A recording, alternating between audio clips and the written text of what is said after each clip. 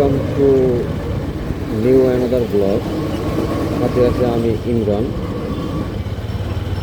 নতুন ব্লগার হিসেবে বলতে সবাই ক্ষমা করবেন। আমার ভয়েসটা কীরকম শোনা যাচ্ছে জানি না। তো এটা টেস্ট পারপাস ভিডিওগুলি করা। আমি এখন নারায়ণগঞ্জ শহরে, সামনে চাষারা চত্বর।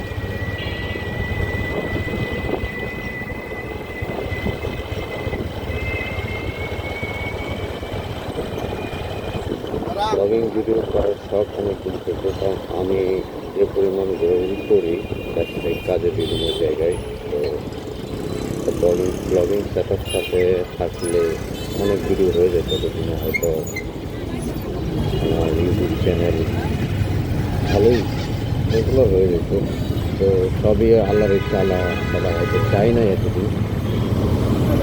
এখন আল্লাহ তালা হচ্ছে একটা ওগুলো সেট আপ নিয়ে বলা যায় না, একটা ভালো কন্যা হচ্ছে সেটা দেওয়া দেখতে এক্সপিরিয়েন্স ভিডিও হয়।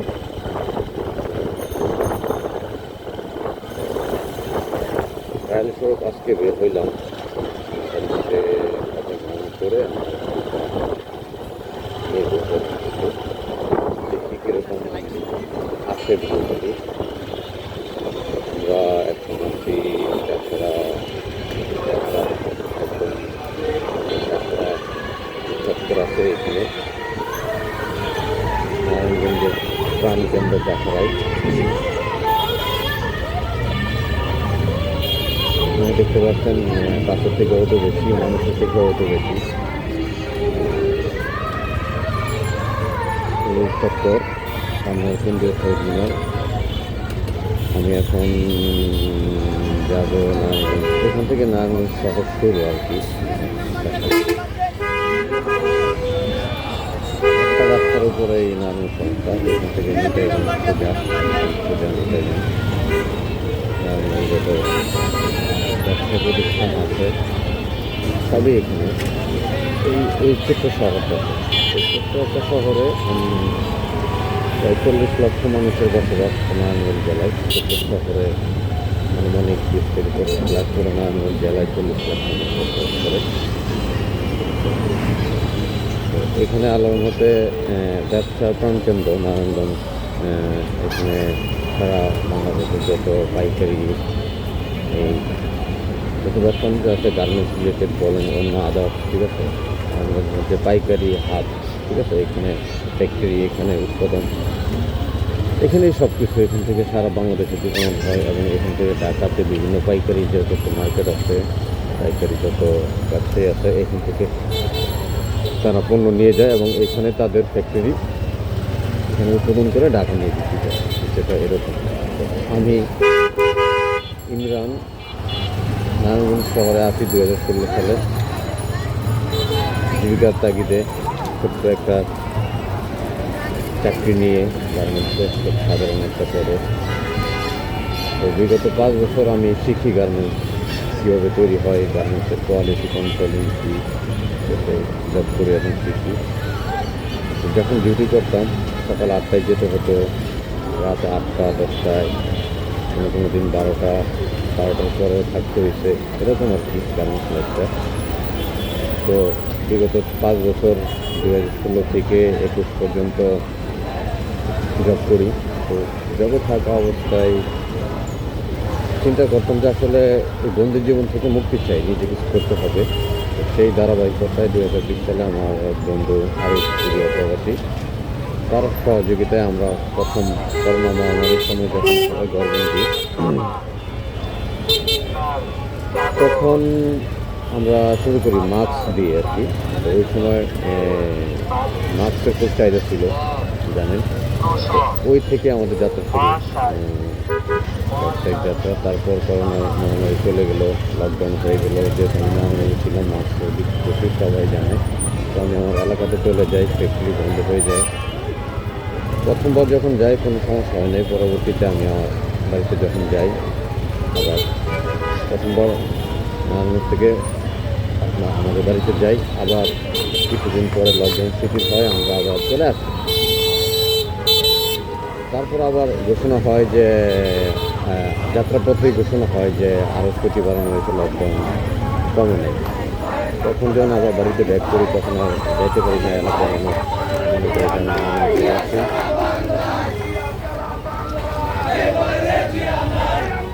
আন্দোলন হচ্ছে নারায়ণগঞ্জ শহরে, দেখতে পাচ্ছেন। এই শহরে এই রাস্তায় এখানেই সব কিছু। এখানে ফুটপাতের ব্যবসা অনেক জমজমাট, এমন কোনো জিনিস নাই এখানে যে ফুটপাতে পাওয়া যায় না। আপনি কী লাগবে সব সব ধরনের আছে, শোরুম আছে বিভিন্ন কোম্পানির। আর ফুটপাতে অনেক জমজমাট ব্যবসা দেখতে পাচ্ছেন। কতটুকু দেখাতে পারছি জানি না। ভিডিওতে যেহেতু ট্রায়াল পারপাস আমি শিখতেছি, ব্লগিং কোন অ্যাঙ্গেলে ক্যামেরা সেট আপ করতে হয়, কীভাবে কাজ করতে হয়, বয়সটা কীরকম আছে, ঠিক আছে। নারায়ণগঞ্জে মোটামুটি বাংলাদেশে প্রতিষ্ঠিত যত ব্র্যান্ড আছে, যত কোম্পানি আছে, যাদের শোরুম বেস ব্যবসা সবাই আছে, তাদের শাখা আছে, সকল ব্যাংকের শাখা আছে। আমি এখন আছি নারায়ণগঞ্জের দুই ব্যাংকের মোড়ে, জায়গাটার নাম হচ্ছে ব্যাংকের মোড়ে। দেখতে পাচ্ছেন সব ব্যাংকের, মূলত এখানে বিভিন্ন ব্যাংকের ব্রাঞ্চটাই বেশি, ঠিক আছে। এই জন্য ওই জায়গাটার নাম ব্যাংকের মোড়, ঠিক আছে। তো এখান পাশে দেখতেছেন নতুন সুদ, পুরাতন সুদ। এখানে একটা ভবন করে রাখছে, আসলে জানি না কিন্তু এই ভবনের কী কাজ। আমি না আমরা যে আছি 9 বছর যাবতীয় দেখতেছি, 9-10 বছর আর কি, আমি 9 বছর। এই ভবনের কোনো কাজ আমি দেখি না, শুধু দাঁড়িয়ে আছে। হ্যাঁ, দেখতে পাচ্ছি কেন করা হয়েছে, জনগণের টাকা খরচ করে, সেটাও জানি অথচ না। এই টাকা থেকে একটু ভিতরে গেলে দেওবুকের এইদিকে, দেওবুক অঞ্চল, ওই অঞ্চলের রাস্তাঘাট অনেকটা, ঠিক আছে। ওই টাকাগুলি তদন্ত না করে ওই রাস্তা মেরামত করলে কাজে লাগতো, কারণ আমি ওইদিকে যাতায়াত করি তো বুঝতে বুঝে আর কি। রাস্তা চিপা অনেক, প্রশ্ন নাই, রাস্তার পাশাপাশি রাস্তা অনেক বেহাল দরকার। তো এই দেশে নারায়ণগঞ্জ ক্লাবের সামনে আছি, যদি এটা নির্মাণাধীন এখন ভেঙে এমন নতুন করে করা হচ্ছে। আসলে ট্রাফিক আইনের কোনো বালাই নাই এই শহরে, যেভাবে পারে সেইভাবেই চালাইতেছে। আমিও তো রায়টা আছি, এখন আমি অনেক সময় উল্লেখ করি, ঠিক আছে, ধরার কেউ নেই। মানে যেহেতু কর্মব্যস্ত শহর, ঠিক আছে, এখানে সবাই রাজনীতি করছে। সামনে আমরা যাচ্ছি নারায়ণগঞ্জ 2 নম্বর রেলগেটের দিকে, 2 নং রেলগেট সামনে। এটা শহরের মিডল পয়েন্ট বলতে পারেন, 2 নং রেলগেটটা মিডল পয়েন্ট। যতটুকু আছে তার থেকে আরও সামনে আরও কতটুকু আছে। মোটামুটি নিতাইগঞ্জ পর্যন্ত যাবো না, নিতাইগঞ্জের একটু আগে আমি ডানে নেব, যত পর্যন্ত যাচ্ছি সেটা এই শহরটাকে দেখতে পাবেন। শহরের একজন ভালো মেয়র দরকার, যে যুগ উপযোগী চিন্তা ভাবনা করবে, রাস্তাঘাট থেকে নাগরিক সুবিধা, ঠিক আছে, সিটি কর্পোরেশন যেগুলো প্রবেশ করে থাকে এগুলো করবে। কারণ এটা ব্যবসা বাণিজ্যের কেন্দ্র তো, সারা বাংলাদেশের অর্থনীতির একটা বড় অংশ এখান থেকে অর্থনীতির প্রাণকেন্দ্র বলতে পারে। কারণ উৎপাদন, ম্যানুফ্যাকচারিং যত ইন্ডাস্ট্রি আছে, ঠিক আছে, ম্যানুফ্যাকচারিং, ঠিক আছে, প্রাচীন আমল থেকেই এখানে সেটা গড়ে উঠছে। তো গ্রামে আসি, থেকে দেখতে পাচ্ছি যে এখানে 300 টাকায় ফুড পাওয়া যায়। হ্যাঁ,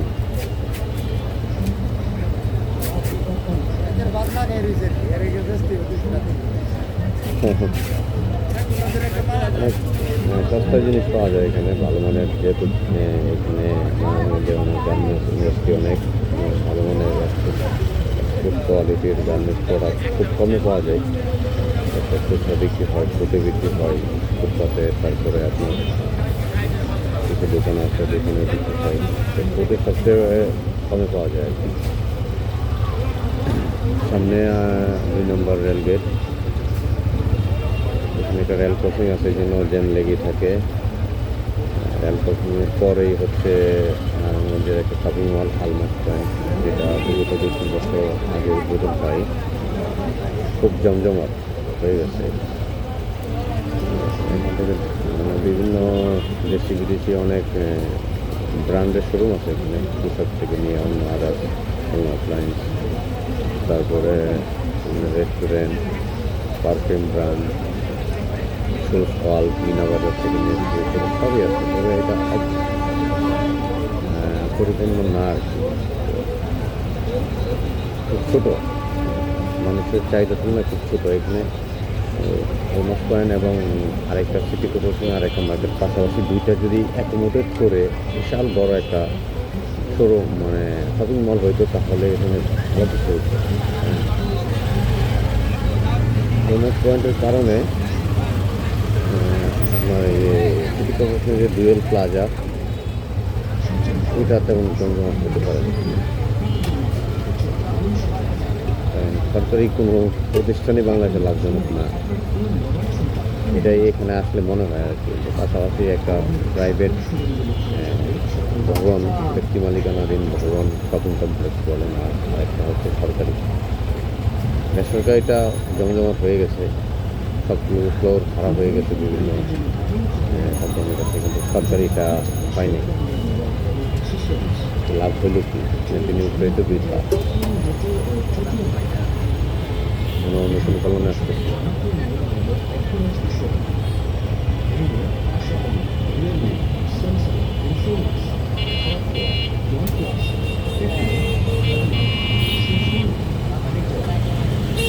আজকের দিনের সর্বশেষ ট্রেনটা ঢাকা থেকে নামিয়ে চলে আসবে, এই জন্যই রেল ক্রসিংয়ে একটা জ্যাম ছিল।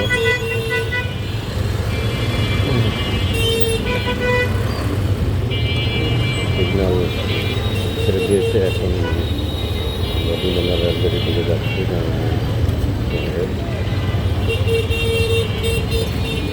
ব্লগিং বিষয়টা দেখে অভ্যস্ত, কিন্তু সব ভিডিও কখনো করা হয়নি, চেষ্টা করতেছি।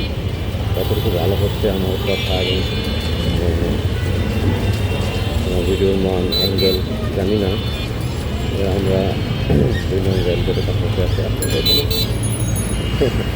একটু আবু সালু নোংরা শহর না, কিন্তু এখানে অনেক অর্থনৈতিক গুরুত্ব আছে। এখানে ম্যানুফ্যাকচারিং হাব সারা বাংলাদেশ থেকে মানুষ আসে প্রতিনিয়ত, প্রতিদিন বিভিন্ন পাইকারি পণ্য কেনার জন্য বা ম্যানুফ্যাকচারিং করার জন্য এখানে আসতে পারে। আমরা এখন আসছি 2 নম্বর রেলগেট পার হয়ে গেছি, এখন বরাবর যাবো। এই যে আলমাস পয়েন্ট দেখতে পাচ্ছি, আলমাস পয়েন্ট সামনে একটু চাষ হতো, ওই জন্য বোঝা যাচ্ছে আর কি। দেখাই বিভিন্ন দেখা হচ্ছে, সামনে গেলে হয়তো আসলে ভালো বোঝা যাবে। চেষ্টা করছি যতটুকু কভার করা যায় আর কি। Shape table, rice, মার্গোলা, King Kong Bangladesh, sweet হল, সেন্ট্রাল পার্ক, ইতালিয়ান,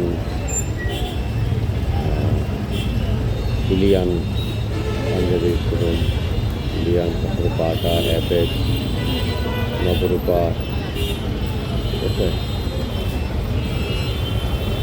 বাবুল্যান্ড,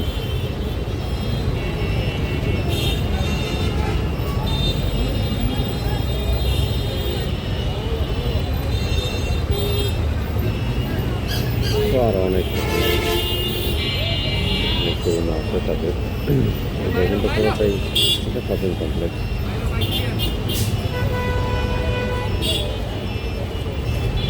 নারায়ণগঞ্জে এখান থেকেই বন্ধন বাস, বাসে যাওয়া করে বন্ধন উৎসব এখান থেকে পাস হয়।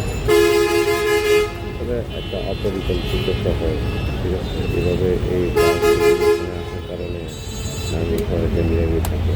তো বাসগুলি রাখার কোনো বাস স্টপেজ নেই, পর্যাপ্ত নয়, যেটা আছে পর্যাপ্ত নয়।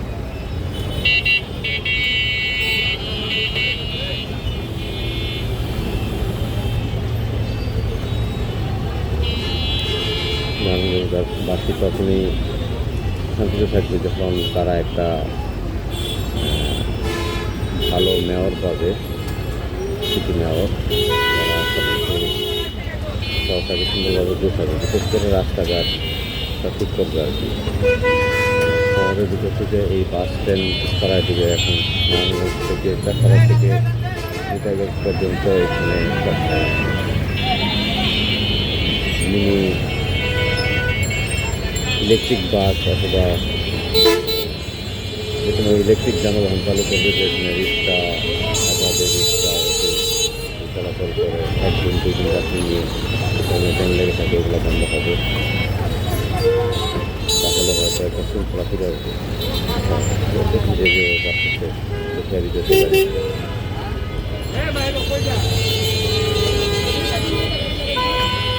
ট্রাফিক আছে ওখানে, অনেকগুলো ট্রাফিক আছে, এই জায়গাটা শুনে তার কথা শুধু আছে, থাকতে হবে তাই আছে। শুনে না বয়স মাত্র যে বাড়িদের আরাম আছে, ইউলো আছে, গভর্নমেন্ট এর কারণে আমি দেখাতে পারছি প্রচুর কাজ করছে, তো আমার ফ্রেন্ডে কী কী আছে দেখাতে পারছি। আমি ফোন পার হয়ে ফোন চলে এসেছি। আমার ফ্রেন্ডের পর সিটি কর্পোরেশনের ডুয়েল প্লাজা, এটা তেমন জমজমাট হতে পারেনি। পাশাপাশি এই দুইটা যদি অ্যাকোমোডেট করে একটা বিশাল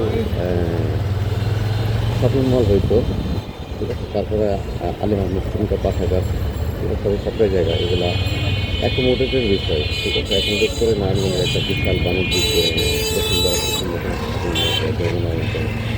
যমুনা তো বৃহৎ, কিন্তু বসুন্ধরার মতো করা যেত, যদি জায়গা ছিল, যদি সমন্বয় থাকতো যার যার ল্যান্ড রেশিও অনুযায়ী সে পার্সেন্টেজ নিত, কিন্তু বিশাল একটা পরিমাণ রয়েছে। এটা বসুন্ধরার বিকল্প থেকেও মানুষ একটা বসুন্ধরার জন্য অন্য জায়গায় যাওয়া লাগবে। এখন হয়েছে কোনো রকম পর্যাপ্ত নয় শহরে।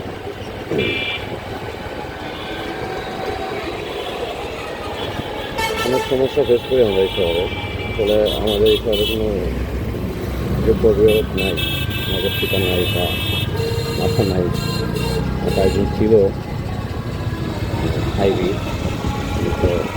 বিগত সরকারের অনুসারে ছিল, ওই জন্য হয়তো উনি চাকরিতে ব্যস্ত হয়েছে। ভালো মন্দ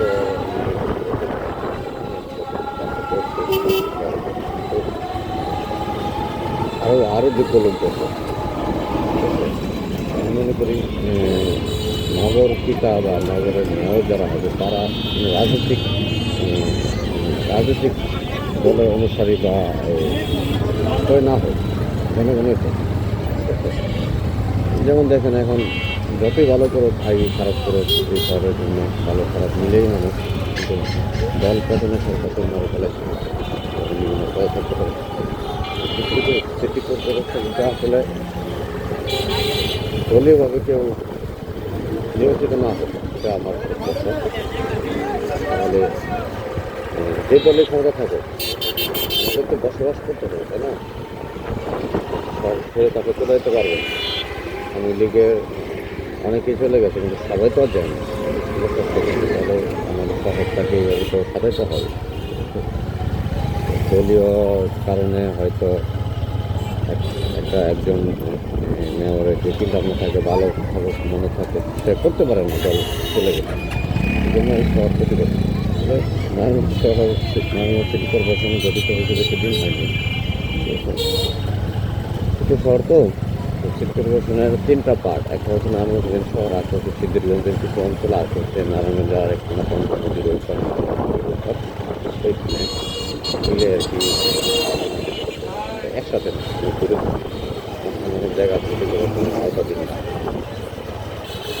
আসলে এই সরকার ঘোষণা অনেক চ্যালেঞ্জিং বিষয়, কিন্তু অসম্ভব না, জানি সম্ভব। সরকারের ঘোষণা একটা যোগ্য আমাদের পিতা চাই। নারায়ণগঞ্জের সাময়িক বাসিন্দা হিসাবে যেহেতু 10 বছর পার হয়ে গেছে, আমার মধ্যে এরকম অনেকেই আছে এখানে স্থানীয় লোকজন খুবই সবাই বিদেশি কাজের জন্য আসে, চাকরির জন্য আসে, ব্যবসার জন্য আসে। শহরে থাকে লং টাইম, এখানে আবার স্থানীয় হয়ে গেছে, জায়গা কিনে বাড়ি করে ফেলছে অনেকে, সেই সূত্রে স্থানীয় অ্যাকচুয়াল আমাদের বাসিন্দা যুগ যুগ যুগে থাকতেছে এরকম অনেক আছে। তার দাদা থাকছে, তার বাবা থাকছে, সে আছে, এরকম সেই হিসাবে আমরা মতো এক মাঝে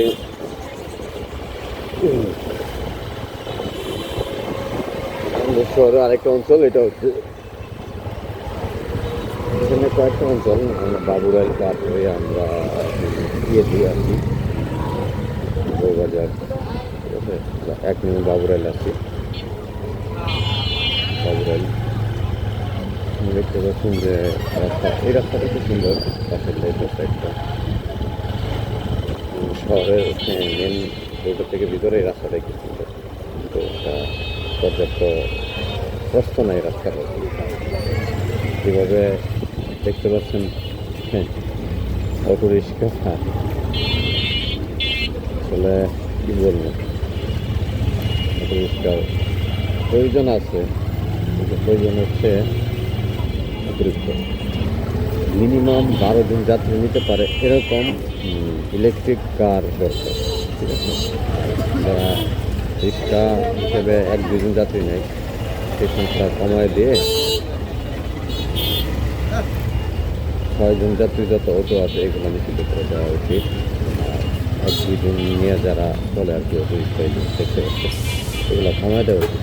একদম 12 জন যাত্রী নিয়ে চলবে এরকম ইলেকট্রিক কার, যেটা ঢাকা বিশ্ববিদ্যালয় পরীক্ষামূলক চালু হয়েছে।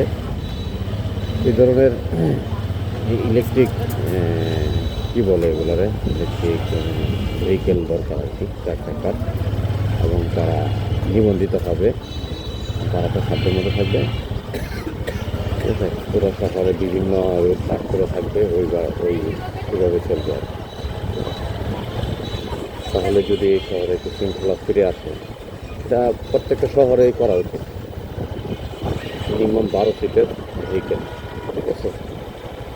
সর্বনিম্ন ভাড়া 10 টাকা হবে, সর্বোচ্চ ভাড়া গুরুত্ব অনুযায়ী দিতে হবে। তাহলে মানুষ একটু স্বস্তি পায় রাস্তাঘাটে যেতে। একজন যাত্রীর জন্য একটা অটো রিক্সা, চিন্তা করেন বিষয়টা। যেখানে 12 জন যাওয়া যেত, এই ইলেকট্রিক পাওয়ার ইউজ করে, যে ব্যাটারি বিদ্যুৎ প্রয়োগ করে, এটা তারিখও অ্যাড করলে হয়তো 12 জনের একটা ইলেকট্রিক ভেহিকেল হতো, 12 জন যেতে পারতো এক গাড়ি। এটা রিক্সা থেকে দৈর্ঘ্য বড় হতো, কিন্তু যানজট হতো না। আর যারা রিক্সা চালায় তাদের তো কোনো রিক্সা চালাতে তার কোনো লাইসেন্স লাগে না, যে কেউ চালাতে পারে, চালাতে পারে যে কোনোভাবে। মনে করেন শুধু রিক্সা নিয়ে বেরোতে হচ্ছে, রিক্সার দৈনিক জমায় নিয়ে আসতে পারে। কথা কী বলবো আর কি, রিক্সা চালকদের বিষয়ে তো বলা ঢাকা শহরে হচ্ছে গেছে। এখানে কোনো অভিভাবকই নাই শহরে, জবাব দিতে না, যে যা ইচ্ছে করতেছে, তার লাভ যেখানে সে সেটাই করতেছে। অভিভাবক ছাড়া প্রতিনিধি সন্তানরা আসলে প্রতিনিধি মানুষ হয়, এরকমই করে তাদের সাথে সবাই ইউজ করতেছে। এই শহরে অন্যান্য কেউ কাজ করতেছে না। আমি কথা বলে ফেললাম, অনেকে হয়তো সাথে আঘাত করতে পারে কোথায়, কিছু করার নাই।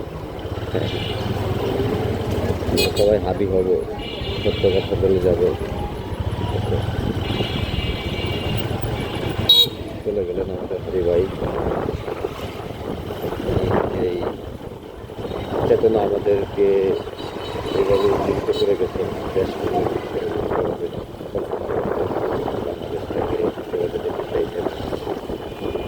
আমরা তাদের উত্তরসূরি হব।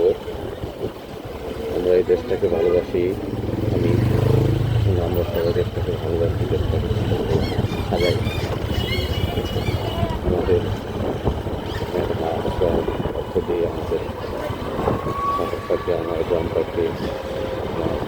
পুরো দেশটাকে সাজাই। নিজের স্বার্থ থেকে দেশের স্বার্থকে বড় করে দেখি, ইনশাল্লাহ এই দেশ সোনার বাংলা হবে। সোনার বাংলা হতে হলে আগে সোনার মানুষ হতে হবে আমাদেরকে। যদি সোনার মানুষ হতে না পারি তাহলে এই দেশটা কখনো সোনার বাংলা হবে। মোট কথা, যে দেশের জনগণ সচেতন না, এই দেশের জনগণ কখনো তার ন্যায্য অধিকার পাবে না। এই দেশটা কেউ আপনার অধিকার বাসায় এসে দিয়ে যাবে না, আপনাকে আদায় করে নিতে হবে। আপনি যদি সচেতন না হন, ঠিক আছে, আপনি যদি দুটো হন, আপনার উপকার হবে না, ঠিক আছে, নষ্ট তো একদম হবেই। সেটা আজ হোক কাল হোক, কেউ জানি না আমাদের একটা করে অন্যায় প্রতিবাদ করে গেছে। নিজের স্বার্থ থেকে দেশের স্বার্থ বড় করে দেখতে হবে, তাহলে এই দেশটা ডেভেলপ হবে। আমরা সবাই ভালো থাকতে পারবো, আমাদের পরবর্তী প্রজন্ম ভালো থাকবে, ঠিক আছে। হাদি ভাই আমাদেরকে এই শিক্ষাটাই দিয়ে গেছে আমার জীবন দিয়ে। আল্লাহ ওনাকে ঠিক করে ওনাদের তার মাত্রা কামনা করছি। নিশ্চয়ই আল্লাহ তালা ওনাকে উত্তম প্রতিদান দেবেন, সেটাই আমরা কামনা করি আর কি। ওনার আদর্শ বুকে ধারণ করে সেরকম যদি 64 জেলায় 64 জন হাদি দাঁড়িয়ে যায় তাহলে যথেষ্ট। এর মতন প্রত্যেক জেলা থেকে একজন, সর্বোপরি 100 জন হাদি যদি বাংলাদেশে দাঁড়িয়ে যায়, আমরা সবাই হাদি হবো। হাদিদের আদর্শ জীবিত হয়ে সচেতন হয়, নিজের জীবনের পরোয়া না করে অন্যায় বিরুদ্ধে যদি সবাই দাঁড়িয়ে যায়, ইনশাল্লাহ 100 জনে আরও 1 লাখ হাদি তৈরি করতে পারবে। এবার একা হাদি ভাইয়ের যে জনপ্রিয়তা দেখলাম মৃত্যুর পরে, ওনার জানা যায়, আমার কাছে মনে হয় লাখ লাখ হাদি তৈরি হয়ে গেছে বাংলাদেশে।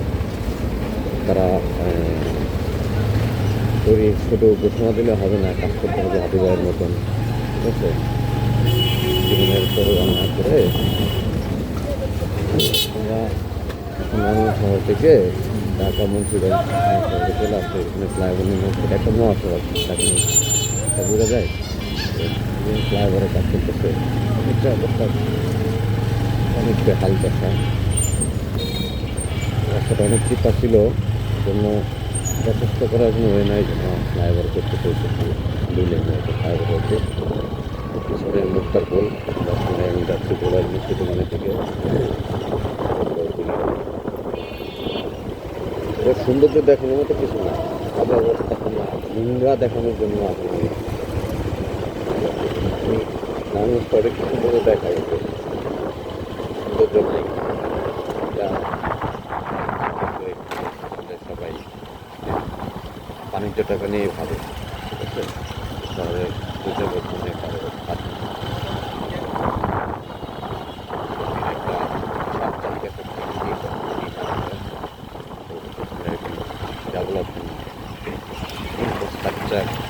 যার মতো সে করতেছে, কোনো পরিকল্পনা নাই। ড্রাইভার হচ্ছে, দেখা যাচ্ছে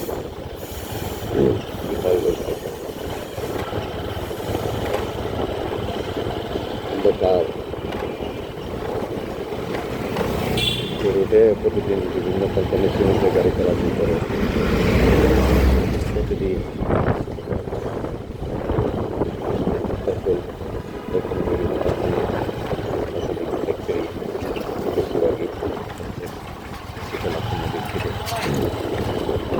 জায়গাটা আসলে বুড়িগঙ্গা এবং শীতলক্ষ্মী নদীর একসাথে আইসে মিলিত হয়েছে।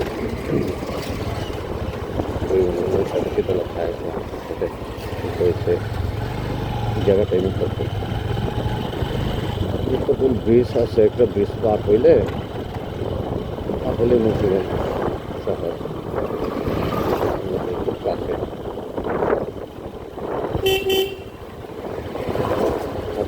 হেডলাইটটা তো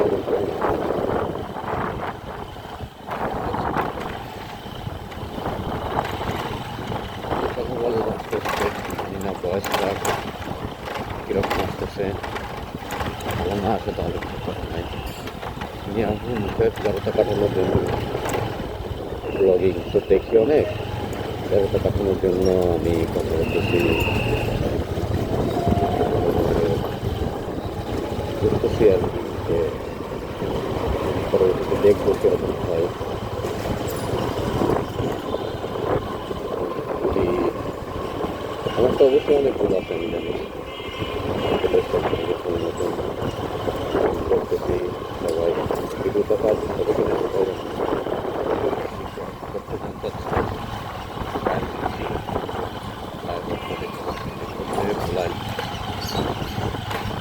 লাগালাম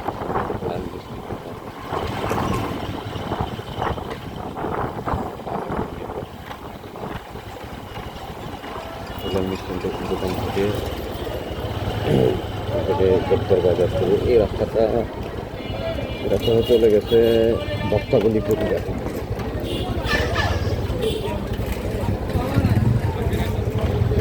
কত সুন্দর রাস্তা, প্রাণ জুড়িয়ে যাচ্ছে, তাই না সবার? এখানে কালমজুরি মানুষের বসবাস করে।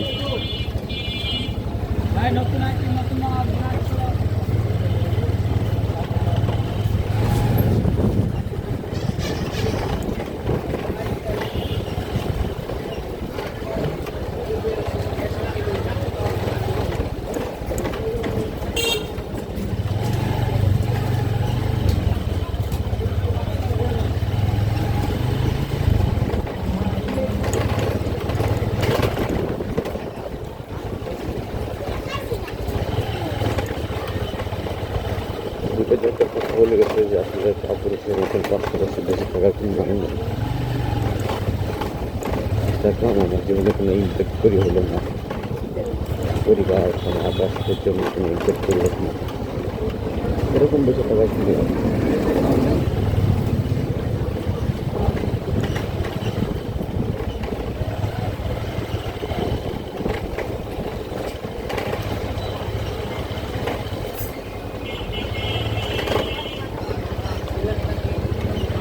গ্রেপ্তার বাজার আপনার কাশীপুর ইউনিয়ন হচ্ছে নাম গ্রেপ্তার বাজার। এখন আমি এখান থেকে রুটি নেব খাওয়ার জন্য।